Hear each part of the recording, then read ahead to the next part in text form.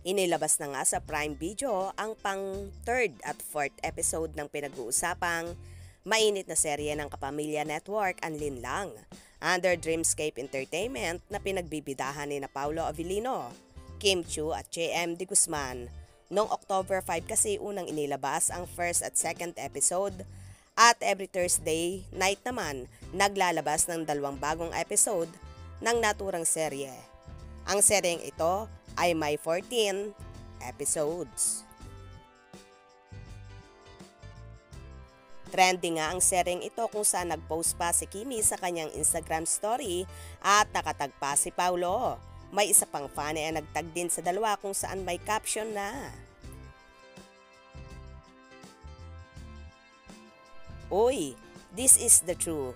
In real life ha, most women expect their partners to know what they feel and what they need. Hindi ganun yon para ayusin ang mga partners natin. Need nating sabihin ng malinaw unless ayaw mo na ayusin niya. Legit yung gigil at stress ko sa #linlang on Prime. I have to pause once in a while to contain my feelings." At Chinita Princess at Pau Avellino, "Pinagod niyo ako. Gusto ko lang namang mag-relax." Ayon ito kay Tori sa. Kahit ang columnist at vlogger na si Ogie Diaz ay nagkaroon din ng hanash kung saan itinagpa si Paulo Avellino. Ayon sa naging caption ni Ogie Diaz, "Have you seen the series Linlang on a Prime Video? Nakakaloka din. Di ako nagkamali ng reko sa mga friends. Hayop ang mga twist at mahuhusay ang buong cast. Dumami pa lalo siguro ang nag-subscribe sa Prime nung ma-curious sa mga tao sa Linlang. Kudos to at Dreamscape PH. Apakahusay. Fourth episode na. Walang inip. Walang tayuan. Congrats." At Chinita Princess at Pau Avellino at official Maricel Soriano at Ruby Ruiz at Jaime Pabre at Kayla Estrada.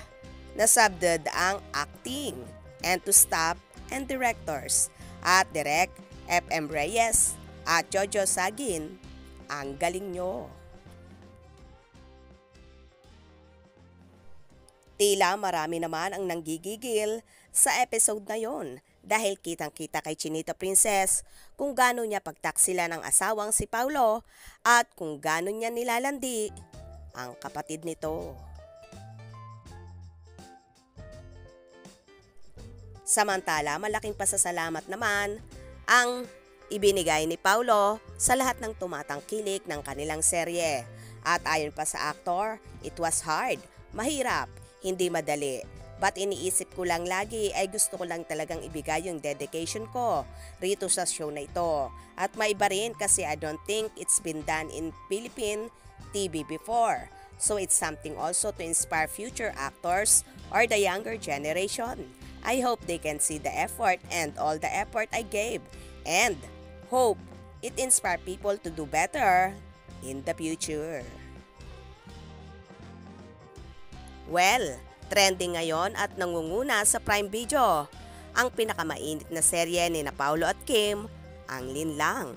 Kaya sa mga hindi pa nakakapanood dyan, panoorin na natin at suportahan ang napakagandang serye ni na Kim at Paulo. Kaya naman tumutok at wag na wag pahuhuli sa mga maiinit na kaganapan. Mga ka-scoop, anong inyong magiging reaction sa bidyong ito? Comment below.